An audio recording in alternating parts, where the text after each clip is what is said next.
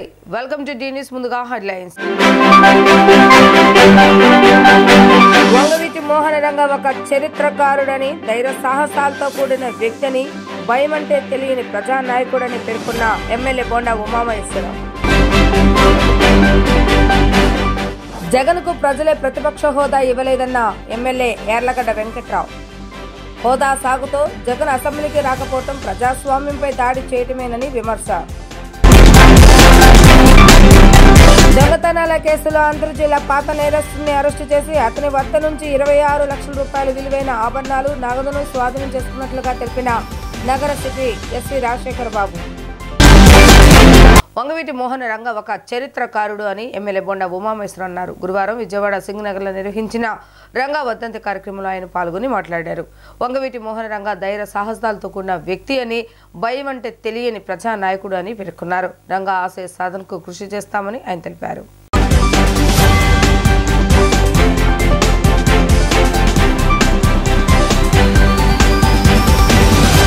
బడుగు బలహీన వర్గాల ఆశాజ్యోతి విజయవాడ మాజీ శాసనసభ్యులు వంగవీటి మోహన్ రంగ గారి 36వ వర్ధంతి సందర్భంగా రాష్ట్రం మొత్తం కూడా వాడలా ఆయన పేరు మీద ఆయన ఆశయాలను ముందుకు తీసుకెళ్ళడానికి పలు సేవా కార్యక్రమాలు చేస్తున్న సందర్భంలో విజయవాడ సెంట్రల్ నియోజకవర్గంలో 21 డివిజన్లో కూడా ఆయనకి ఘన నివాళులు అర్పిస్తూ ఆయన వర్ధంతి సందర్భంగా పేదలకి సేవా కార్యక్రమాలు చేస్తూ ఈరోజు ఆ మహానుభావుడిని భవిష్యత్ తరాలకి ఆయన ఆశయాలను తెలియజేయటం కోసం ఈ రోజున అందరం కూడా ముందుకు రావడం జరిగింది. దీంట్లో భాగంగా గులాబీ తోటలో ఇక్కడ వంగవీటి మోహన్ రంగ గారి విగ్రహాన్ని అలాగే ఈ రోజే దర్శకరత్న దాసరి నారాయణరావు అలాగే ఎస్వి రంగారావు విగ్రహాలను కూడా శంకుస్థాపన చేయడం జరిగింది. తెలుగు జాతికి ఎవరైతే పేరు తెచ్చారో సినిమా రంగంలో మహటం లేని మహారాజుల్లాగా వెలిగినటువంటి వాళ్ళు దాసరి నారాయణరావు ఎస్వి రంగారావు. ఈ కమిటీ ఈరోజు శివ గాని శేఖరు సునీలు అలాగే ఆదిబాబు నవనీతం. విజయవాడ రూరల్ మండలం రావరపాడులో గురువారం ఎమ్మెల్యే యార్లగడ్డ వెంకట్రావు మీడియాతో మాట్లాడారు. జగన్ కు ప్రజలే ప్రత్యక్ష హోదా ఇవ్వలేదని ఆ హోదా సాగుతూ జగన్ అసెంబ్లీకి రాకపోవడం ప్రజాస్వామ్యంపై దాడి చేయటమేనని విమర్శించారు. ముఖ్యమంత్రి చంద్రబాబు నాయుడు చూసే ధైర్యం లేక జగన్మోహన్ రెడ్డి అసెంబ్లీకి రావడం లేదని ఆరోపించారు. జగన్ ప్రజా దర్బార్ నిర్వహించడం హాస్యాస్పదంగా ఉందని ఎద్దేవా చేశారు. సుస్పష్టంగా చెప్పాల్సిన అవసరం ఉంది. అంటే పార్లమెంట్ ఎగువ సభకి వెళ్తారు, శాసనసభలో ఎగువ సభకి వెళ్తారు, లోక్సభకి ఎందుకు వెళ్తారు అడుగుతున్నారు. 4 ఎంపీలు కేవలం ఉంటే వాళ్ళు ఏం చేస్తున్నారు, వెళ్ళి వాళ్ళు ఎందుకు వెళ్తున్నారు? మీరు 11 మంది ఇక్కడ ఎందుకు రారు? ఢిల్లీలో ఒకటి, ఆంధ్రప్రదేశ్ రాష్ట్రంలో ఒకటి. ఆంధ్రప్రదేశ్ రాష్ట్ర ప్రజలే ఆ 4 ఎంపీలను గెలిపించారు, ఈ 11 మంది శాసనసభ్యులు కూడా గెలిపించారు. ఇది దుర్మార్గంగా నేను భావిస్తున్నా. ఇది ముమ్మాటికి శాసనసభను అవమానించడమే, రాష్ట్ర ప్రజలను అవమానించడమే. అంటే నాకు ఓటు వేయకపోతే, నాకు ప్రతిపక్ష హోదా ఇవ్వకపోతే, నాకు ఇన్ని సీట్లు అంటూ ఇస్తేనే నేను అసెంబ్లీకి వెళ్తానని మీరు ఎన్నికలకు ముందే చెప్పుండాల్సింది. వైనాట్ 175 సిద్ధమని కాకుండా నాకు కనీసం ప్రతిపక్ష హోదా కానీ ముఖ్యమంత్రి కానీ ఇస్తేనే ఈ శాసనసభకు వస్తా, లేకపోతే నేను రానని చెప్పాల్సిందే. ఈయన ఉన్నాళ్ళ హోదా తీద్దామని ప్రయత్నం చేసిన మాట వాస్తవమా కాదా జగన్మోహన్ రెడ్డి గారు అని అడుగుతున్నా. చంద్రబాబు నాయుడు గారు హోదా తీద్దామని ట్రై చేశాడా, ట్రై చేయలేదు? మీడియా సోదా మీరు చెప్పండి. ఆ రోజున శాసనసభ్యులు మద్దతు సరిపోక 6గురిని చేల్చలేక తెలుగుదేశం పార్టీలోంచి 4గురితో ఆగిపోయింది. ఇక్కడ గన్నవరం కానీ, అక్కడ వైజాగ్ కానీ, ఇక్కడ గుంటూరు కానీ ఈ ఎమ్మెల్యేలు 4గురే వస్తాం వల్ల చంద్రబాబు నాయుడు గారు ప్రతిపక్ష హోదా తీలేకపోయారు. కానీ ఇవాళ శాసనసభను అవమానిస్తున్నాడని రాష్ట్ర ప్రజలందరూ చర్చించే పరిస్థితి. ఇంకా కొన్నాళ్ళు పోతే తాడేపల్లిలోనే 11 మంది శాసనసభ్యులతో మాక్ అసెంబ్లీ పెడతామని ఒకసారి. ఇలాంటి పరిస్థితులు బాధాకరం. ఇది రాష్ట్రానికి ఏమాత్రం మంచిది కాదు. ప్రజాస్వామ్యం పరిడి వెళ్ళాలంటే సభానాయకుడితో పాటు అలాగే ప్రతిపక్ష పార్టీ ఎమ్మెల్యేలు ఎవరైనా శాసనసభ గెలిస్తే, అలాంటి కమ్యూనిస్ట్ పార్టీ యోధులను ఏమనుకోవాలి? ఒకళ్ళు ఇద్దరు శాసనసభలో ఉన్న వాళ్ళు అన్నిసార్లు శాసనసభలో ప్రజాస్వామ్యం ఎలుగెత్తి చాటిన పరిస్థితి. వాళ్ళకే ఇవాళ సీట్లు దాని పరిస్థితిలోకి వెళ్ళింది. రాష్ట్ర ప్రజలన్నీ గమనిస్తున్నారు. వైఎస్ఆర్ కాంగ్రెస్ పార్టీకి తగిన గుణపాఠం చెప్తారు. నువ్వు బూతులతో మాటలు దాడి చేపించింది మీ ప్రభుత్వం కాదని అడుగుతున్నా. గత మంత్రులు వాళ్ళ పనికిమాలిన వెధవలను మంత్రులుగా పెట్టుకోవడం వల్ల, అలాగే అభివృద్ధి అత్యంత తక్కువ చేయడం వల్ల, భాషా ప్రయుక్త రాష్ట్రంలో తెలుగు భాష మీద దాడి చేయడం వల్ల ఈ రాష్ట్రంలో ఊరు వాడ ఏకమై ప్రజలందరూ నీకు 11 సీట్లు ఇస్తే నువ్వు ప్రజలను అవమానిస్తావా శాసనసభకు రాకుండా అని. కానీ తక్షణం మీరు నా దానికి సమాధానం జగన్మోహన్ రెడ్డి గారు చెప్తాడో చెప్పడో తెలియదు. కానీ నేను సుస్పష్టంగా జగన్మోహన్ రెడ్డి గారు అడుగుతున్నాను, అమ్మడు రాంబాబు గారినైనా మీరు అడిగిన ఎవరినైనా, ఇందాక ఇంకో మీడియా సోదరు కూడా అడుగుతున్నాడు, అసలు మీరు మండలికి ఎందుకు వెళ్తున్నారు, పార్లమెంట్లో లోక్సభకు ఎందుకు వెళ్తున్నారు, ఎగువ సభకు ఎందుకు వెళ్తున్నారు, దిగువ సభ లోక్సభలో 4 ఎంపీలు ఉంటే ఎందుకు వెళ్తున్నారు, ఈ రాష్ట్ర శాసనసభను మాత్రం ఎందుకు అవమానిస్తున్నారని సూటిగా జగన్మోహన్ రెడ్డి గారిని అడుగుతున్నాను. నీకు 11 సీట్లు ఇచ్చిన వాళ్ళు కొత్తగా అయిన ఎమ్మెల్యేలు అయితే తీవ్రంగా మదనపడే పరిస్థితి. నేను అనుకున్న ఉన్న 11 మంది ఎమ్మెల్యేలో పులివెందుల ఎమ్మెల్యే అయిన జగన్మోహన్ రెడ్డి గారు తప్పించి మిగతా 10 మంది కూడా అసలు ఈ శాసనసభ మనం వెళ్తామా లేదనే పరిస్థితిలో బాధపడుతున్నారని నాకున్న సమాచారం. రాబోయే కాలంలో ప్రజలు మీకు ఇచ్చిన అధికారాన్ని ప్రజల మీద కోపం చూపించకుండా మీకు 11 సీట్లు ఇచ్చిన ఆ నియోజక ప్రజల సమస్యలను ఎక్కడ అడ్రస్ చేస్తారని అడుగుతున్నారు. ప్రజా సమస్యల పరిష్కారానికి శాసనసభ వేదిక ఇంకేమైనా వేదికలు ఉన్నాయని మీరు భావిస్తున్నారా?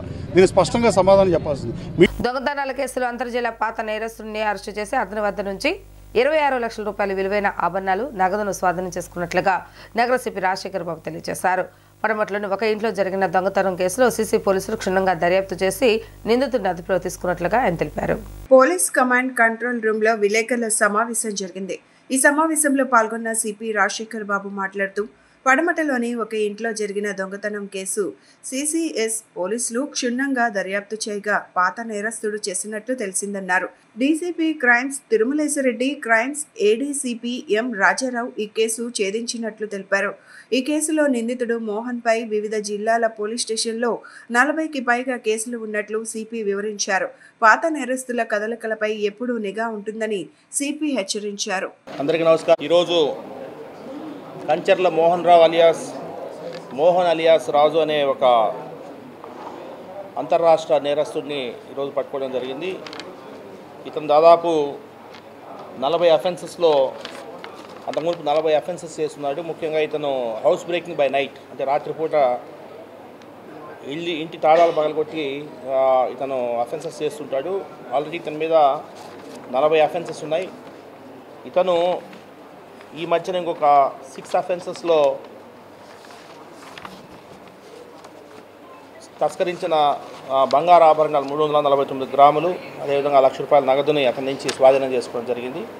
ఇతను మనకు అక్టోబర్ 10వ తారీఖున విజయవాడ ప్రసాదంపాడు రవీంద్రబాద్ స్కూల్ ఎదురుగా ఎంఎస్ అపార్ట్మెంట్కి చెందిన ఫిర్యాది తన ఇంట్లో దొంగతనం జరిగిందని ఇచ్చిన సమాచారం మేరకు మనకు అప్పుడు పట్టమటి పోలీసు వాళ్ళు కేసు రిజిస్టర్ చేశారు.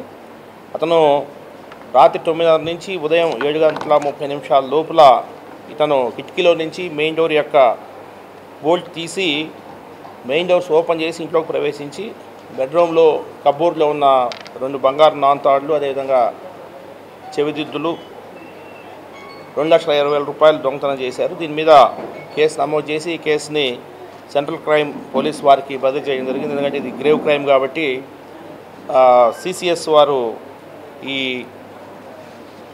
క్రైమ్ ఏదైతే ఉందో పట్టమటి పోలీస్ స్టేషన్లో జరిగిన నేరాన్ని వారు దర్యాప్తు చేస్తూ ముఖ్యంగా డీసీపీ క్రైమ్ తిరుమలేశ్వరరెడ్డి, అదేవిధంగా అడిషనల్ డీసీపీ రాజారావు పర్యవేక్షణలో క్రైమ్ ఏసీపీస్ వెంకటేశ్వర్లు, అదేవిధంగా లక్ష్మీనారాయణ వాళ్ళ సిబ్బందితో ప్రత్యేక బృందాలుగా ఏర్పడి ఈరోజు ఒక మంచి నేరస్తుని పట్టుకోవడం జరిగింది.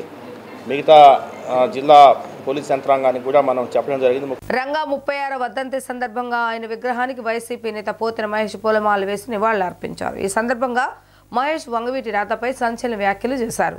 వంగవీటి రంగాన్ని ఒక కులానికి చెందిన వ్యక్తిగా ముద్ర వేయటం మంచి పద్ధతి కాదన్నారు. రాధా కాపుల రిజర్వేషన్ కోసం పోరాడలేదని, రంగా పేరు జిల్లాకు పెట్టాలని డిమాండ్ చేయలేదన్నారు. ఆయన పదవుల కోసం తాపత్రపడుతున్నాడని ఆరోపించారు.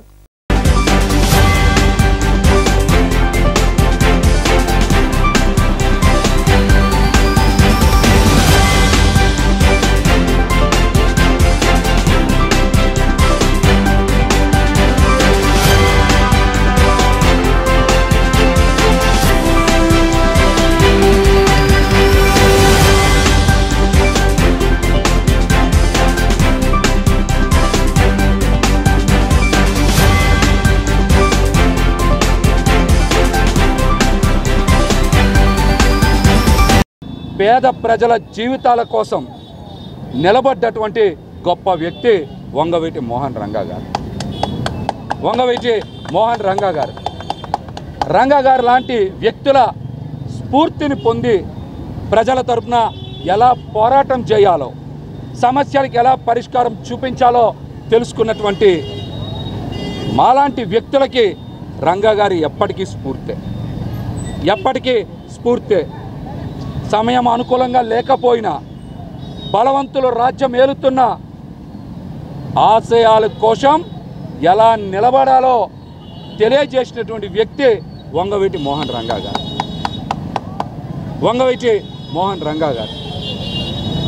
విద్యార్థులకు సమాజం పట్ల బాధ్యత ఉండాలి, జరుగుతున్న అన్యాయాల మీద ప్రశ్నించాలి అని యువరక్తాన్ని మేల్కొల్పి విద్యార్థి సంఘాలని పెట్టి యువకుల్ని బాధ్యత కలిగిన పౌరులుగా తీర్చిదిద్దినటువంటి గొప్ప వ్యక్తి వంగవీటి మోహన్ రంగా గారు.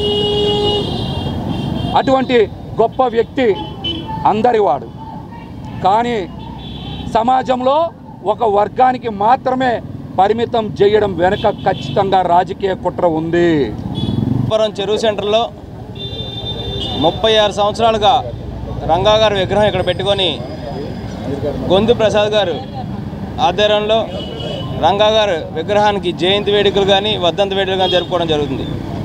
ఒక మహోన్నతమైన వ్యక్తి ఈరోజు ఈ 36 సంవత్సరాల తర్వాత కూడా ప్రజల యొక్క గుండెల్లో పెట్టుకొని ఇట్లా వర్ధంతి కార్యక్రమాలు, జయంతి కార్యక్రమాలు చేసుకొని ఆయన యొక్క ఏదైతే ఆ రోజు కళలు కన్నాడో ఆ కళలు నెరవేరే విధంగా కార్యక్రమం చేయడం జరుగుతుంది. ఈ విగ్రహాన్ని మా బావగారు గొంది ప్రసాద్ గారు స్థాపించారు. 36 సంవత్సరాల నుంచి ప్రతి సంవత్సరం రంగా గారి వర్ధంతి ఇక్కడ ఘనంగా జరుగుద్ది. మా ఊపిరి ఉన్నంత వరకు రంగా గారిని మా ఆశాజ్యోతిగా మేము చూసుకుంటాము. అలాగే మా వైఎస్ఆర్సీపీ శ్రేణులు అతి ఉత్సాహంతో బయటకు వచ్చి రంగా గారి కార్యక్రమం చేయటం మాకు చాలా సంతోషంగా ఉంది. మా వెనకాలండి మోహన రంగా పేదల వర్గాల ప్రజలకు అండగా నిలిచి వారి కోసం అనేక పోరాటాలు చేస్తారని ప్రభుత్వ విప్ బోండా ఉమామేశ్వర అన్నారు. మహిళలపై అత్యాచారాలను అరికట్టడంతో పాటు వారు ఆత్మగౌరవం కోసం పోరాడారన్నారు. పేదల హక్కుల కోసం పోరాటం చేస్తూనే అసూలు బాసారన్నారు. మాజీ ఎమ్మెల్యే వంగవీటి మోహన రంగా వర్ధంతి సందర్భంగా గాంధీనగర్ ప్రెస్ క్లబ్లో రంగా వర్ధంతి కార్యక్రమాన్ని నిర్వహించారు. సెంట్రల్ నియోజకవర్గ ఎమ్మెల్యే బోండా ఉమామహేశ్వరరావు, కార్పొరేటర్ నెల్లిబండ్ల బాలస్వామి, జై ఆంధ్ర జేఏసీ చైర్మన్ జై బాబు, కాపునాడు రాష్ట్ర అధ్యక్షులు బేతు రామ్మోహన్ రావు రంగా చిత్రపటానికి పూలమాలలు వేసి నివాళులు అర్పించారు. ఈ సందర్భంగా బోండా ఉమా మాట్లాడుతూ 1980వ దశకంలో పేద, బడుగు, బలహీన, దళిత వర్గాలకు అండగా నిలిచిన వ్యక్తి వంగవీటి మోహన రంగా అని అన్నారు. పొట్ట చేతబట్టుకుని వివిధ జిల్లాల నుంచి నగరానికి వచ్చిన పేద ప్రజలకు నగరంలో రౌడీ మూకల నుంచి రక్షణ కల్పించారని తెలిపారు. ఆయన చేసిన సేవలు ఎవరు మరువలేనివని తెలిపారు.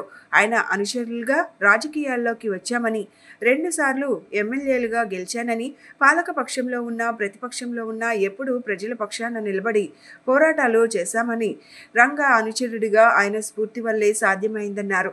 ఆ మహానుభావుడి ఆశయాలను కొనసాగిస్తామన్నారు. అనంతరం ఐక్య కాపునాడు రాష్ట్ర అధ్యక్షుడు బేతు రామ్మోహన్ రావు మాట్లాడుతూ ముఖ్యమంత్రి చంద్రబాబు, ఉప ముఖ్యమంత్రి పవన్ కళ్యాణ్ దృష్టికి తీసుకువెళ్లి కృష్ణా జిల్లాకు వంగవీటి మోహన రంగా పేరు పెట్టించేందుకు కృషి చేస్తానని ఎమ్మెల్యే బోండా చెప్పడం అభినందనీయమన్నారు. పేద, బడుగు, బలహీన, దళిత వర్గాల ఆశాజ్యోతి అయినటువంటి వంగవీటి మోహన్ రంగా గారి 36వ వర్ధంతి. ఈ సందర్భంగా విజయవాడలోని పేద వర్గాలు, కుల మతాలకి అతీతంగా అన్ని రాజకీయ వర్గాలు కూడా ఆయనకి ఘన నివాళులు అర్పిస్తూ ఉన్నాయి. ఏదైతే ఆయన 1980వ దశకంలో ఆ రోజున పేద, బడుగు, బలహీన వర్గాల కోసం, దళిత వర్గాల కోసం వాళ్ళకు అండగా అప్పుడప్పుడే విస్తరిస్తున్నటువంటి విజయవాడ నగరంలో ఎక్కడి నుంచో తూర్పు నుంచి, కృష్ణా జిల్లా మారుమూల గ్రామాల నుంచి, అలాగే గుంటూరు, ప్రకాశం జిల్లాల నుంచి ఇక్కడికి పొట్ట చేత్తో పట్టుకొని వచ్చేసినటువంటి పేద వర్గాలకి ఆ రోజున కిరాయి రౌడీలు, అలాగే రౌడీ ముఖలు మహిళల మీద అఘాయిత్యాలు చేస్తూ, దౌర్జన్యాలు చేస్తూ, రౌడీ మొహమ్మలు వసూలు చేసే పరిస్థితుల్లో వాళ్ళకి ఎదుర్కోవడానికి బలం లేనటువంటి పేద వర్గాలకు అండగా స్వర్గీయ వంగవీటి మోహన్ రంగా గారు చేసినటువంటి పోరాటాలు అనేకమైనవి. నా పేరు బేతు రామ్మోహన్ రావు. ఐక్య కాపునాడు రాష్ట్ర అధ్యక్షుడు. ఈరోజు అమరజీవి, పేద బడుగు బలహీన వర్గాల ఆశాజ్యోతి వంగవీటి మోహన రంగా గారి 36వ వర్ధంతి వేడుకలు మరి వారికి ఘన నివాళులు అర్పిస్తూ కూడా వాడవాడలా కూడాను ఆంధ్ర రాష్ట్రం మొత్తం కూడా జరుగుతున్నటువంటి విషయం అందరికీ తెలిసిందే. ముఖ్యంగా ఈ రోజున ఈ 36వ వర్ధంతి వేడుకల సందర్భంగా విజయవాడ గాంధీనగర్ ప్రెస్ క్లబ్లో మా సెంట్రల్ ఎమ్మెల్యే బొండా ఉమామహేశ్వరరావు, మరి అదేవిధంగా నిలబడ్ల బాలస్వామి గారు, మాసాపత్తుల శ్రీనివాస్ గారు, మరి జయబాబు గారు, మరి అలాగే రాష్ట్రీయ ప్రజా కాంగ్రెస్ వ్యవస్థాపక అధ్యక్షులు మేడా శ్రీనివాస్ గారు, ఇతర పెద్దలు నాయకులు అందరూ కూడాను విచ్చేసి రంగా గారికి ఘన నివాళులు అర్పించడం జరిగింది. కార్యక్రమాన్ని మరి రాష్ట్ర వ్యాప్తంగా అలాగే విజయవాడ నగర వ్యాప్తంగా మరి ప్రతి చోట కూడా ఈరోజు ఘనంగా వంగవీటి మోహన రంగా గారి వర్ధంతి కార్యక్రమాలు నిర్వహిస్తూ మరి ఆయనకి ఘనమైన నివాళులు అర్పిస్తూ రంగా గారి ఆత్మకి శాంతి చేకూరాలని చాలా పెద్ద ఎత్తున రాష్ట్ర వ్యాప్తంగా కార్యక్రమాలు జరుగుతున్నాయి. మరి చేయి చేయి కలుపు చేజారదు గెలుపు అనే నినాదంతో జన్మించినటువంటి వంగవీటి మోహన రంగా గారు ఆయన ప్రతి సంవత్సరం కూడా వర్ధంతి కార్యక్రమాలు విగ్రహాలు పెరుగుతూనే ఉన్నాయి. కానీ 36 సంవత్సరాలు అయినా కానీ ప్రజల్లో మరి ఆయన చిరస్థాయిగా నిలిచిపోయాడు. మరి అమరుడుగా వంగవీటి మోహన రంగా గారు నిలిచారు. పేద బడుగు బలహీన వర్గాల అభ్యున్నతి కోసం కూటమి ప్రభుత్వం నిరంతరం కృషి చేస్తుందని గౌడ కార్పొరేషన్ చైర్మన్ వీరంకి గురుమూర్తి తెలిపారు. మంగళగిరిలోని టీడీపీ కేంద్ర పార్టీ కార్యాలయంలో ఏర్పాటు చేసిన విలేకరుల సమావేశంలో ఆయన మాట్లాడుతూ చంద్రబాబు నాయుడు విడుదల చేసిన విజన్ 2047 డాక్యుమెంట్లో బీసీల సమగ్ర అభివృద్ధి కోసం అనేక సంక్షేమ పథకాలు ఉన్నాయన్నారు. బీసీల అభివృద్ధికి దిశగా బాటలు వేసేందుకు ఒక వినూత్న రీతిలో డాక్యుమెంట్ను తయారు చేశామన్నారు. విజన్ 2047 డాక్యుమెంట్లో బీసీలు ఆర్థికంగా, రాజకీయంగా, విద్యాపరంగా, సామాజికపరంగా అన్ని రంగాల్లో ముందుండే విధంగా ఈ డాక్యుమెంట్ను రూపొందించారని తెలిపారు. ఈ రాష్ట్ర గౌరవ ముఖ్యమంత్రి పేద బడుగు బలహీన వర్గాల కోసం నిరంతరం తపించేటువంటి మా నాయకుడు నారా చంద్రబాబు నాయుడు గారు ఏదైతే 2047 విజన్ డాక్యుమెంట్ విడుదల చేశారో ఆ డాక్యుమెంట్లో బీసీల సమగ్ర అభివృద్ధి కోసం, బీసీలను అభివృద్ధి దిశగా బాటలు వేసేందుకు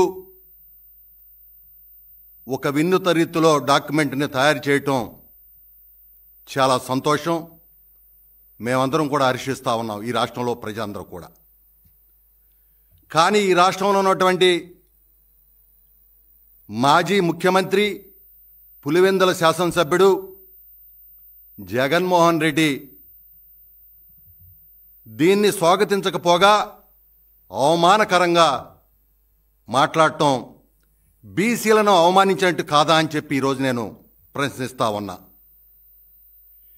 ఏదైతే 2047 విజన్ డాక్యుమెంట్ ఉందో దానిలో బీసీలు ఆర్థికంగా, రాజకీయంగా, విద్యాపరంగా, సామాజికంగా అన్ని రంగాల్లో కూడా ముందుండే విధంగా ఈ డాక్యుమెంట్ని తయారు చేయటం జరిగింది. బీసీల యొక్క జీవన ప్రమాణాలు మెరుగుపడే ఏదైతే ఈ డాక్యుమెంట్ ఉందో అది జగన్మోహన్ రెడ్డికి ఇష్టం లేదు. ఎందుకంటే జగన్మోహన్ రెడ్డి పెత్తందారి పోకడలు ఇంకా పోలా. ఏదైతే పూర్ టు రీచ్ వంటి విధానాలు ఉన్నాయో జగన్మోహన్ రెడ్డి మీరు అనుకూలమా వ్యతిరేకమా స్పష్టంగా చెప్పాల్సిన బాధ్యత ఇవాళ మీ మీద ఉందని చెప్పి నేను ఈ సందర్భంగా మరి తెలియజేస్తా ఉన్నాను. స్వాతంత్రం ఫలాలు నేడు దేశ ప్రజలు వాటిని పొందుతున్నారంటే ఏఐటీయూసీ కార్మికులు ఉద్యమంలో పాల్గొని ప్రాణాలు అర్పించారని సిపిఐ నగర కార్యదర్శి కోటేశ్వరరావు తెలిపారు. పేద ప్రజలు ఎదుర్కొంటున్న సమస్యలను పరిష్కరించడంలో సిపిఐ రాజీలేని పోరాటాలు నిర్వహించిందని చెప్పారు. శత వార్షికోత్సవాల సందర్భంగా నగరపాలక సంస్థ కార్యాలయం వద్ద ఏఐటీయూసీ పతాక ఆవిష్కరణ కార్యక్రమం నిర్వహించారు. ఈ కార్యక్రమంలో ఏఐటీయూసీ రాష్ట్ర నాయకులు, నగర సిపిఐ కార్యదర్శి జి కోటేశ్వరరావు పాల్గొని కమ్యూనిస్ట్ పార్టీ జెండాను ఆవిష్కరించారు. ఈ సందర్భంగా సిపిఐ నగర కార్యదర్శి జి కోటేశ్వరరావు మాట్లాడుతూ ప్రపంచ వ్యాప్తంగా కమ్యూనిస్టులు కార్మికులు ఉత్సవాలను ఘనంగా జరుపుకుంటున్నారని చెప్పారు. 100 సంవత్సరాల చరిత్ర కలిగిన కమ్యూనిస్ట్ పార్టీ 100వ జయంతి ఉత్సవాలను జరుపుకుంటుందని చెప్పారు. భవిష్యత్తులో కార్మికులకు సిపిఐ అండగా నిలుస్తుందని తెలియజేశారు.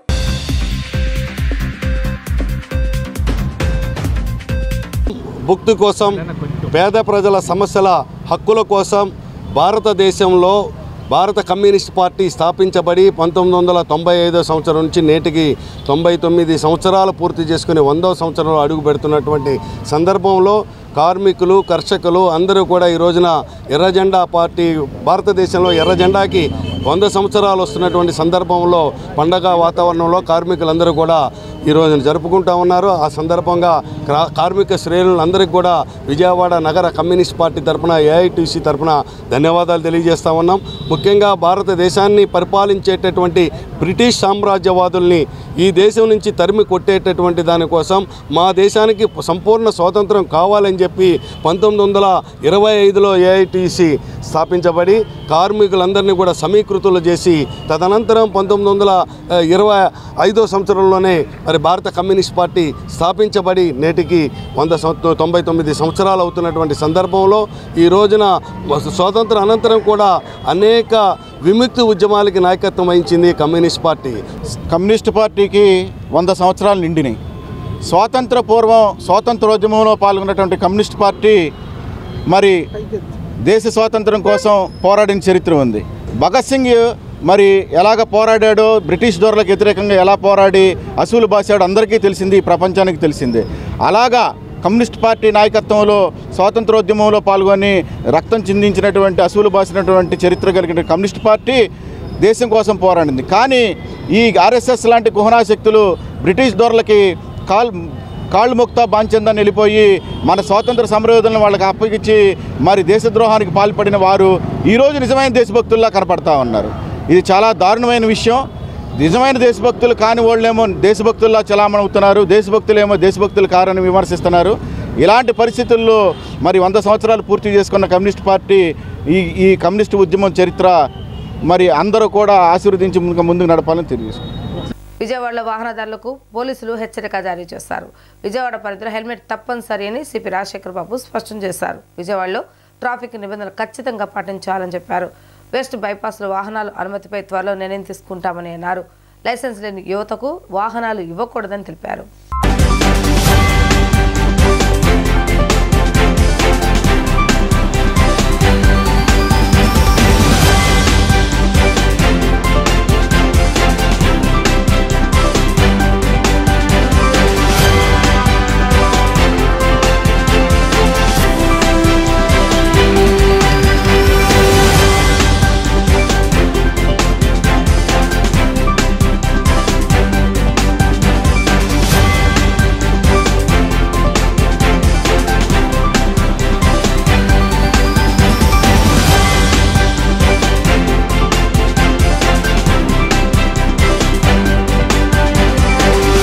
కరెంటు వైర్లు పట్టుకుంటే షాక్ కొట్టేది. ఈ నెలలో వస్తున్న కరెంటు బిల్లులు పట్టుకుంటే షాక్ కొడుతుందని నగరపాలక సంస్థ సిపిఎం ఫ్లోర్ లీడర్ పోయి సత్యబాబు తెలిపారు.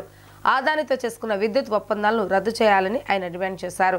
1500 కోట్ల రూపాయల సోలార్ కుంభకోణంపై కేంద్ర ప్రభుత్వం న్యాయ విచారణ జరిపించాలని డిమాండ్ చేశారు. పశ్చిమ నియోజకవర్గం సిపిఎం కార్యాలయంలో ఏర్పాటు చేసిన విలేకరుల సమావేశంలో సత్యబాబు మాట్లాడుతూ గత ప్రభుత్వం ఆదానితో చేసుకున్న విద్యుత్ ఒప్పందాలను రద్దు చేసి స్మార్ట్ మీటర్లు చేయాలని డిమాండ్ చేశారు.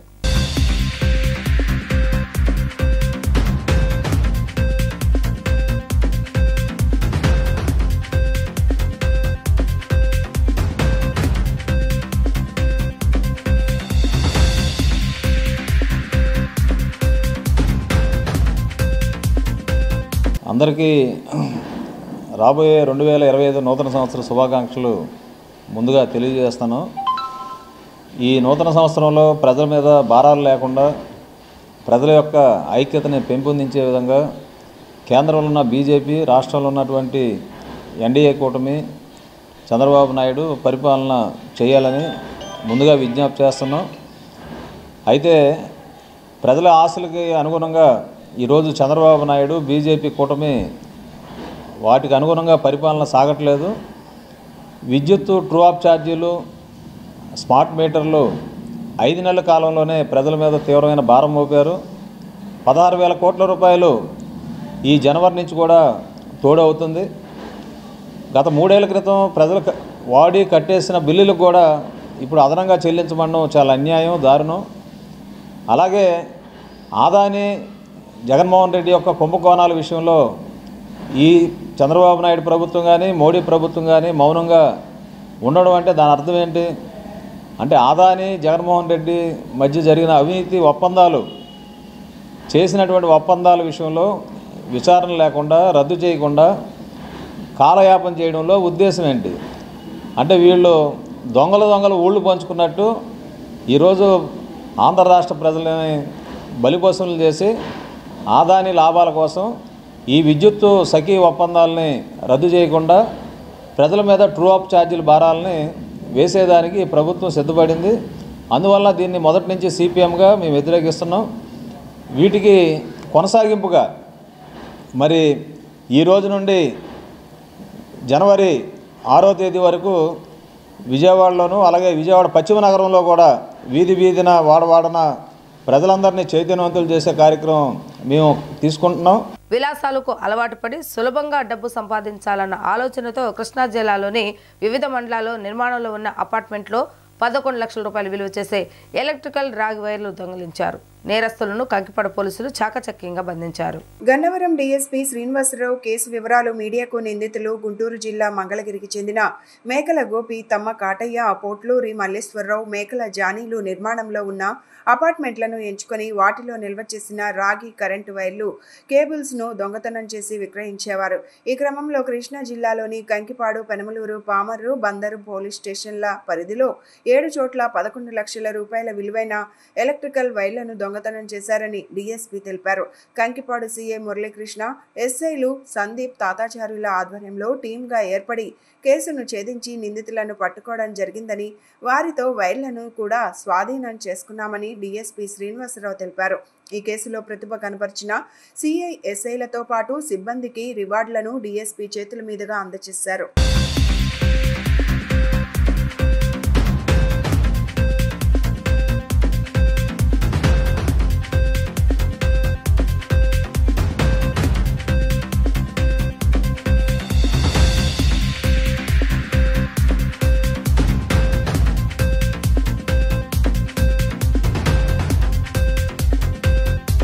ఈ మధ్యకాలంలో మనకి కంకిపాడు చుట్టూత ఉన్న కొత్తగా ఇప్పుడు నిర్మాణంలో ఉన్న విల్లాస్, కొన్ని ఈ అపార్ట్మెంట్లు, పెద్ద అపార్ట్మెంట్ల ఏరియాల్లో తరచుగా ఈ దొంగతనాలు అంటే ఈ రాగి నిర్మాణానికి ఉపయోగించే రాగి వైర్లు పోతున్నాయని రిపోర్ట్ వచ్చింది.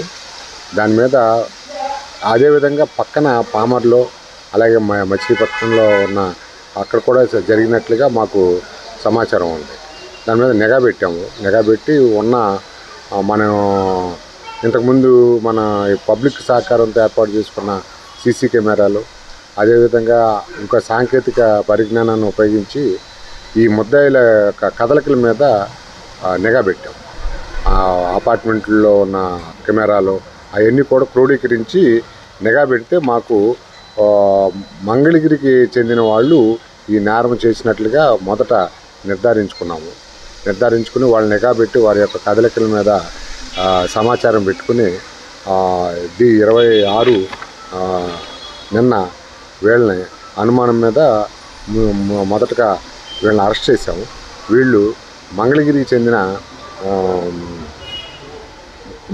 చెందిన వ్యక్తులుగా గుర్తించాము వాళ్ళని. మొత్తం మనకేంటంటే ప్రజెంటు మన పెనమలూరు 1, కంకిపాడు 3, పామర్ 2, బందర్ తాలూకా 1, అలా అదేవిధంగా మంగళగిరిలో కూడా ఒక నేరం చేసినట్లుగా వాళ్ళు అంగీకరించి వాళ్ళు చెప్పిన దాని ప్రకారం వాళ్ళు యొక్క ఈ ప్రాపర్టీ అందరినీ కూడా వాళ్ళు యొక్క చెప్పిన దాని దగ్గర స్వాధీనం చేసుకోవటం జరిగింది. ఈ యొక్క వీటి విలువ స్వాధీనం చేసుకున్న విలువ 11 లక్షలుగా సుమారుగా ఉంటుంది. వార్తలు ముగించే ముందు హెడ్లైన్స్ మరొకసారి. వంగవీటి మోహన రంగ ఒక చరిత్రకారుడని, ధైర్య సాహసాలతో కూడిన వ్యక్తిని, భయమంటే తెలియని ప్రజానాయకుడని పేర్కొన్న ఎమ్మెల్యే బోండా ఉమామహేశ్వరరావు. జగన్ కు ప్రజలే ప్రతిపక్ష హోదా ఇవ్వలేదన్న ఎమ్మెల్యే యార్లగడ్డ వెంకట్రావు.